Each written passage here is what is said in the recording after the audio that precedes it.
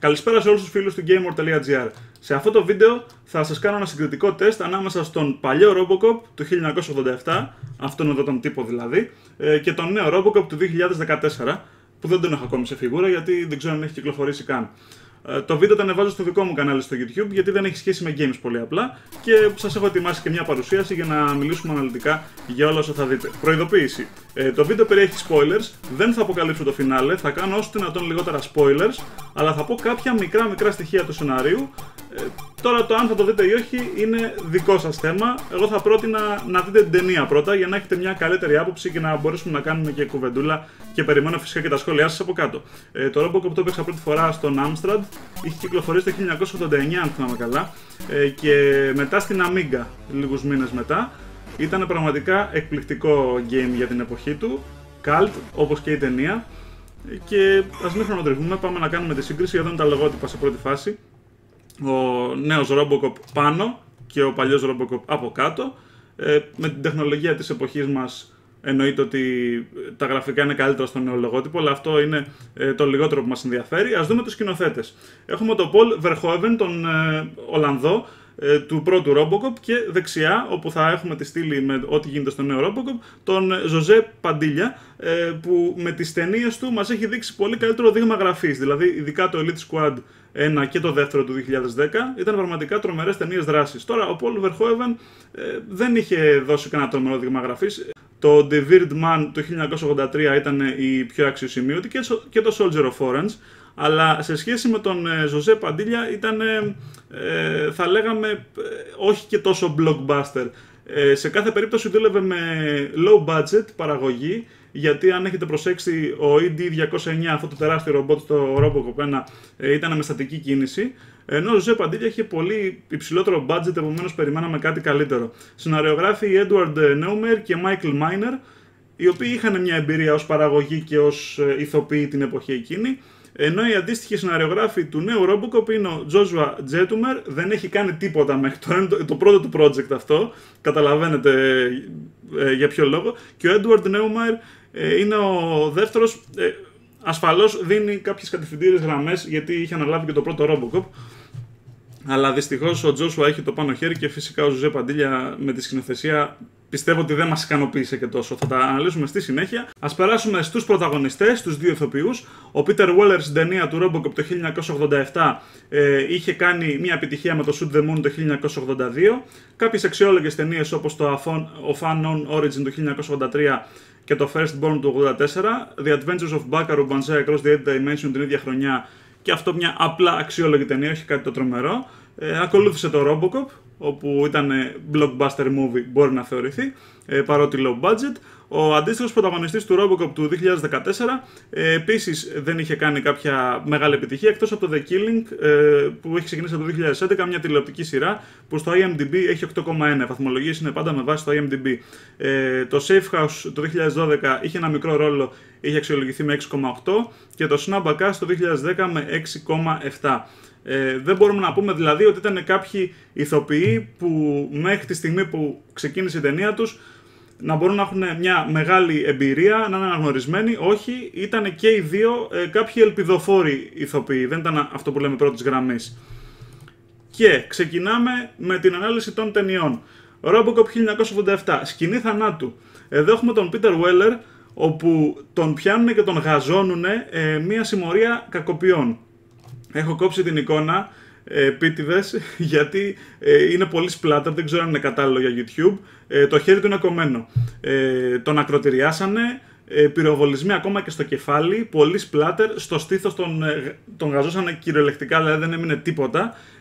Και πήγε όπως ήταν στο νοσοκομείο, πέθανε και αντίστοιχα έγινε ο Robocop που ξέρουμε. Κάτι ανάλογο συνέβη και στο Robocop του 2014, με τη διαφορά ότι βάλανε βόμβα στα μάξι του Robocop, του Alex Murphy. Δηλαδή ο άνθρωπος από βόμβα, από τέτοια μπινιά ας πούμε, έγινε Robocop. Δεν έπεσε ως ήρωας, έπεσε από βόμβα. Αυτό και μόνο του ρίχνει λίγο το value, πιστεύω, για αρχή, και είναι ένα μεγάλο foul. Είναι ίσως και το πιο μεγάλο spoiler που θα κάνω, κατά τα άλλα δεν σας ταλαιπωρήσω με spoilers. Το θεωρώ τελείως άκυρο από κάθε άποψη να γίνεται άλλος Robocop, ακροτηριάστηκε από βόμβα, ok, σε πολύ χάλια κατάσταση. Πραγματικά δεν μου άρεσε. Χαλάει κάπως το σενάριο. Και τώρα ας δούμε την όψη των δύο Robocop. Κυρίες και κύριοι, αυτός είναι ο Robocop που ξέρουμε. Είναι γκρι, είναι μεταλλικός, είναι γαμάτος. Ο νέος Robocop είναι αυτό το μαύρο πράγμα που βλέπουμε, το οποίο μπορεί να αποτελείται είτε από leather είτε από πλαστικό. Δηλαδή, ο Peter Weller μέσα σε αυτή τη σιδερένια στολή έχανε 1,3 κιλά την ημέρα. Το έχει δηλώσει. Και υπήρχε πολύ μεγάλη ταλαιπωρία μέχρι να συνηθίσει στη στολή. Έκανε ειδικές ασκήσεις, ειδική διατροφή. Πραγματικά του βγήκε το λάδι για να δούμε το αποτέλεσμα που βλέπαμε. Επίσης, ο Peter Weller ήταν μηχανικά, κινούταν μηχανικά. Ήταν εντελώς μηχανικές οι κινήσεις του. Υποτίθεται ότι ήταν ρομπότ. Τώρα, πώς γίνεται ένας Robocop να είναι, ας το πούμε έτσι, human, και να κινείται δηλαδή μέσα σε υποτιθέμενη στολή ρομπότ και να είναι human, αυτό πραγματικά δεν μπορώ να το καταλάβω. Δηλαδή, στην προκειμένη περίπτωση, πιστεύω ότι ο Joel Kinnaman δεν ανταπεξήλθε σωστά στο ρόλο του, γιατί φυσικά αυτά του είπαν να κάνει.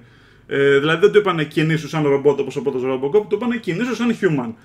Το οποίο το θεωρώ εντελώς άκυρο και ενάντια στη φύση του Robocop. Πέρα από αυτό, τον κάνεις μαύρο. Δηλαδή, ρε φίλε, σκεφτείτε κάτι. Είναι δυνατόν ο Batman να είναι άσπρος? Σκεφτείτε το ανάποδο. Δεν θα μπορούσε να γίνει σε καμία περίπτωση. Και το θεωρώ άλλο ένα τεράστιο φάουλ. Robocop μαύρος, αν είναι δυνατόν. Και δικαιολογημένα φάγανε και κάποιο κράξιμο σε comments στο YouTube. Ότι πας να κάνεις ένα remake ταινίας και αλλάζεις τελείως την εικόνα. Αλλά εκτός ότι αλλάζεις τον πρωταγωνιστή, κάνεις το ίδιο και με το όχημα. Δηλαδή, ο Robocop τον είχαμε συνηθίσει μέσα σε αυτοκίνητο. Αυτός είναι ο Robocop του 1987 αριστερά. Δείτε τον το 2014 σε μηχανάκι. Σε μηχανάκι. Δηλαδή, αν πραγματικά το να είναι ένας αστυνομικός σε μηχανάκι θεωρείται αποδοτικό, για ποιο λόγο δεν είδαμε κάποιο gunfight σε μηχανάκι? Να γίνει κάτι ανάλογο. Να το δούμε σε δράση. Είναι αποδοτικό το μηχανάκι? Γιατί αν βλέπουμε κάτι τέτοιο, θα ακολουθούσαν πυροβολισμοί στη ρόδα της μηχανής και η μηχανή θα έπεφτε. Πολύ απλά και ο Robocop δεν θα συνέχιζε την καταδίωξη. Είναι τελείως λάθος το να βρίσκεται κάποιος σε μηχανάκι, ειδικά ο Robocop. Πάει να τα αλλάξει λοιπόν ο σεναριογράφος, ο καινούριος, και να μας τα κάνει να τα ανακατέψει, για να μην του πούνε ότι αντέγραψε την παλιά ταινία. Μα όχι. Είναι remake. Δηλαδή, όπως και να το κάνουμε, όλες οι ταινίες Batman, για παράδειγμα, έχουν τον Batman με τον Batarang. Δεν μπορείς να αλλάξεις τον Batarang και να βάλεις έναν άλλο γάτζο πάνω. Έτσι τον έχουμε συνηθίσει στο Robocop. Δεν μπορεί να αλλάζει τα βασικά στερεότυπα. Πέρα από αυτό, γίνανε και άλλες αλλαγές. Η πιο βασική από όλες είναι ότι η ταινία Robocop του 1987 που βλέπετε κάτω έχει την ένδειξη R, Restricted. Η ταινία Robocop του 2014 είχε το PG, Parental Guidance. Αυτό αποδεικνύει για ποιο λόγο δεν είχαμε splatter, δεν είχαμε ακροτηριασμούς, μαχαιριές στο λαιμό και να φεύγει το αίμα συντριβάνι, το θυμάσαι στον πρώτο Robocop. Πραγματικά υπήρχαν τεράστιες ελλείψεις. Και δεν βρίσκω το λόγο για να γίνει αυτό. Δηλαδή, θες να κάνεις μια ταινία δράσης. Οκ, κάντινα όπως πρέπει. Splatter. Σκίστο στο splatter. Πυροβολισμοί στο στήθος, στο κεφάλι, στα πόδια, μαχαιρώματα, βασανισμοί του άλλου, να του χώνεις μαχαιριές και τέτοια. Δεν υπήρχε αυτό στο καινούριο Robocop. Και οι σκηνές δράσεις ήταν ελάχιστες. Δόθηκε πιο πολύ βάση στο κοινωνικό στοιχείο. Ότι η οικογένεια με τη γυναίκα, με το παιδί. Δηλαδή, θέλω να δω, ρε φίλε, μια ταινία δράσης. Τι πάω να δω, το δράμα το οικογενειακό. Έπρεπε να δούμε και την οικογένεια του Robocop στο πρώτο έργο που δεν το είδαμε και ήταν λάθος. Και σωστά το διόρθωσε ο σκηνοθέτης. Αλλά μην μου δίνεις τώρα 30% στην ταινία να βλέπω την οικογένεια, τη μαμά και το παιδί, ας πούμε. Δείξε μου δράση, δείξε μου να σκοτώνει κακοποιούς ή Μάρτον. Και η τελική ανάλυση, και με αυτό θα κλείσω, είναι τι είδαμε στο Robocop του 1987 και τι στο καινούριο. Να το κρίνουμε αντικειμενικά, ρε φίλε. Δηλαδή, είμαστε geeks, είμαστε fanboys, γουστάρουμε το Robocop, αλλά να δούμε τι είχαμε τότε και τι έχουμε τώρα. Πάμε. Prime Directives. Serve the public trust, protect the innocent, uphold the law. Και το τέταρτο, ότι μη σκοτώσεις μέλη της OCP, το οποίο είναι κρυφό, είναι classified. Στο νέο Robocop δεν έχουμε Prime Directives. Δεν μπορείς να κόβεις τα Prime Directives. Είναι ένας από τους βασικούς κανόνες του Robocop. Δηλαδή, και μόνο που τα ακούω πορώνομαι, ρε φίλε, τρελαίνομαι. Efficiency. Πολεμάει ο Robocop και βλέπεις πόσο της εκατό το energy του. Αυτό δεν το είχαμε σε τέτοιο βαθμό, αλλά επειδή το είδαμε πολύ στα games όσοι έχουμε παίξει Robocop, και δίναμε πολύ βάση στο efficiency, πόσο της 100 health έχουμε, θα μπορούσε να παίξει αυτό στο νέο Robocop. Δεν είδαμε τις ενδείξεις του παλιού Robocop, που ήταν και λίγο cult, ήταν υπολογιστές της εποχής. Μας θύμιζε κατά μία έννοια κάτι από εξελιγμένο Amstrad, με εντολές, ας πούμε, της Basic. Δηλαδή η οθόνη ήταν, ξέρετε, 1987, ήταν της εποχής. Προτιμώ το νέο μοντέλο, αλλά θα ήθελα να μου θυμίζει λίγο το παλιό Robocop, να έχω το παλιό σύστημα στόχευσης με το σταυρό, κάτι τέτοιο. Μετά δεν είχαμε κόλπα. Σκοποβολή παίξιμο όπλου στο παλιό Robocop, όπου το παιδί του Alex Murphy έβλεπε αστυνομικούς στην τηλεόραση να παίζουν έτσι το όπλο, και αντίστοιχα στο νέο Robocop θα μπορούσε να υπάρχει κάτι τέτοιο, δεν το είδαμε. Soundtrack από το δικό μας Βασίλη Πολυδούρη έπαιξε για λίγα δεύτερα στο νέο Robocop, τεράστιο λάθος, μα τεράστιο, δηλαδή στην πρώτη ταινία ακούγαμε το soundtrack, ρε φίλε, και πορωνόμασταν. Και πραγματικά δεν το λέω πατριωτικά, αλλά ένας Έλληνας κατάφερε, ας πούμε, να φτιάξει τέτοιο τρομερό soundtrack και να το γουστάρουμε όλοι. Και στο νέο Robocop, αντί να το ακούσουμε να παίζει, δεν σου λέω 3-4 φορές όπως έπαιξε το παλιό, έστω 2 φορές σε σκηνές δράσης, το ακούμε σε άκυρες στιγμές. Περπατάει σαν ρομπότ στο παλιό, περπατάει σαν human στο καινούριο, τελείως λάθος. Να χαλάσει την κίνηση ενός ήρωα από τον ξέρουμε έτσι. First person camera του Robocop έδειχνε τις παραβάσεις των νόμων. Δηλαδή έλεγε ότι καταργεί τον νόμο τάδε ο συγκεκριμένος εγκληματίας και θα πρέπει να, ας πούμε, να τον συλλάβουμε. Στο νέο Robocop δεν το βλέπαμε αυτό, βλέπαμε απλά να τρέχουν δεδομένα γρήγορα, να περνάνε φωτογραφίες κτλ. Υπήρχε σάτυρα των δημοσιογράφων στο παλιό, υπάρχει και στο καινούριο. Σάτυρα διαφημίσεων υπήρχε στο Robocop το 87, στο καινούριο δεν υπάρχει καμία σάτυρα διαφημίσεων, να μας δείχνει πώς είναι διαφημίσεις στο μέλλον. Δηλαδή θα διαφημίζονται, ξέρω εγώ, αμάξια, διαστημόπλια, τρομερά video games τύπου, ας πούμε, Kinect 5, κάποια τρελά πραγματάκια τα οποία να τα γουστάρουμε, να τα βλέπουμε. Στη συνέχεια, έγινε ο Robocop χωρίς τη θέλησή του. Αυτό νομίζω ήταν λάθος στην παλιά ταινία και σωστά διορθώθηκε στην καινούργια. Με τη συγκατάθεση της γυναίκας του. Δεν μπορείς να πάρεις κάποιον ο οποίος προορίζεται για το νεκροταφείο και να τον κάνεις ρομπότ, χωρίς να δώσει κανείς τη συγκατάθεση. Και ξαφνικά η γυναίκα και το παιδί είχαν εξαφανιστεί, ας πούμε. Ήταν τελείως λάθος αυτό στην πρώτη ταινία και νομίζω ότι εδώ ίσως να παρενέβη και ο παλιός σεναριογράφος και να το διόρθωσε. Τώρα, διαδικασία δημιουργίας του Robocop. Στο παλιό Robocop είδαμε αναλυτικά πώς δημιουργήθηκε ο χαρακτήρας. Δηλαδή, αυτό είναι το χέρι του, αποτελείται από τιτάνιο, αυτό είναι το πόδι του, η first person camera, πώς περπατάει, πώς στην αρχή πώς είναι το σύστημα στόχευσης. Είδαμε αναλυτικά πώς δημιουργείται ο Robocop. Μέχρι που όταν φτάσαμε να τον βλέπουμε, δεν ξέραμε τι θα δούμε. Μας τον παρουσίασε σιγά σιγά ο σκηνοθέτης. Εδώ στο νέο Robocop έρχεται μπαμ. Αυτός είναι ο Robocop, ορίστε. Το οποίο νομίζω ότι χάνει έτσι λίγο από το suspense. Δεν συνάντησε την οικογένειά του στο παλιό, είπα και πριν ότι είναι λάθος, στο καινούργιο έπρεπε να τη συναντήσει. Δόθηκε όμως πάρα πολύ βάση, ήταν too much.